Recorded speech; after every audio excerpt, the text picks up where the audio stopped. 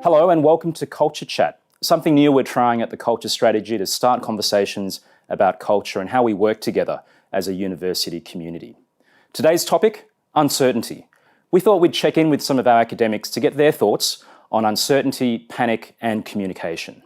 Today's guests, Professor Phyllis Butto, a psychologist here at the university, and Professor Mark Steers, political theorist and director of the Sydney Policy Lab. Hi, Phyllis. Hi. Everybody's thinking about COVID-19 at the moment and reading the news and thinking about the future. Yeah. As the virus spreads, we've seen anxiety and panic spread too, including those incredible pictures of supermarkets all around the world now and their shortage of toilet roll and pasta and other sort of essential items. What does psychology tell us about panic and anxiety in situations like this? Well, what psychology tells us about uncertainty, and this situation is rife with uncertainty, is that people tend to respond by either seeing it as an opportunity or as a threat. So if you were to see this as an opportunity, you might think, well, if everybody improves their hand washing and general cleanliness, it'll reduce the spread of flu and cold as well as COVID-19. And if I'm not in my 80s, then I'm unlikely to catch this and it's unlikely to be life-threatening. But if you see it as a threat, then you're likely to panic. So we certainly need to want to encourage both sides of that spectrum. And then we also know that if you are under threat, people tend to respond by trying to get some sort of control over something that they can do. And buying toilet paper is something that most of us can do. So I think that's a very natural and unsurprising response to a threat that we're trying to protect ourselves. And Mark, can I ask you, how do you think we can manage this situation through communication? Are there any lessons we can learn from politics? Well, politicians are dealing with crises all the time.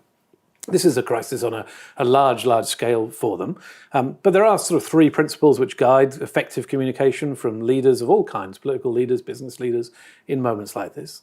The first is that you have to be empathetic. You have to show concern and understanding for what people are going through, those anxieties that you've described. You have to say that you know them, that you feel them. In those famous words of Bill Clinton, you feel my pain. Yes. The second is you have to be able to show that you have control, so that you're using expert judgment, that you have some sense of the map and of the likely outcomes, what was going to happen next, what's happened in the past. So reflecting some sort of knowledge and expertise is really important. And finally, I think the thing which some people sometimes miss is you've also got to, as you said, look to the future. That people will have a much stronger response to this crisis if they know that there's a better future after we get onto the other side of it. And in the jargon of communications, we sometimes call that mission orientation. Some sense that let's drive through and make things better, at least after the worst of this has fallen. So those kind of principles, being empathetic, using expert judgment and giving people a sense of purpose, drive and future mission seem to be crucial.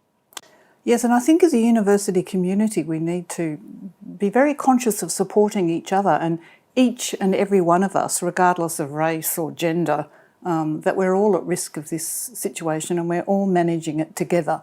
Yeah, absolutely. And everyone feels the anxiety. Every single part of the university community have anxiety, but we can support each other by going back to these core principles, I think, of giving a sense of warmth, of generosity, of spirit, and a sense that we can, if we pull together, both get through this and build a better public institution at the other side of it. Yes, and I think that communication coming from all levels is, as you've highlighted, so critical in giving people a sense of understanding what the community is doing about this risk. Absolutely. Yeah. So there you have it. And hopefully you get from today's conversation some tips on how you can deal with uncertainty and communication in your work. I think we heard from Phyllis there that it's very natural to feel uncertainty and anxiety, but we heard from Mark too about how important it is to show empathy, to ground responses in expertise, and to give people a sense of mission or purpose.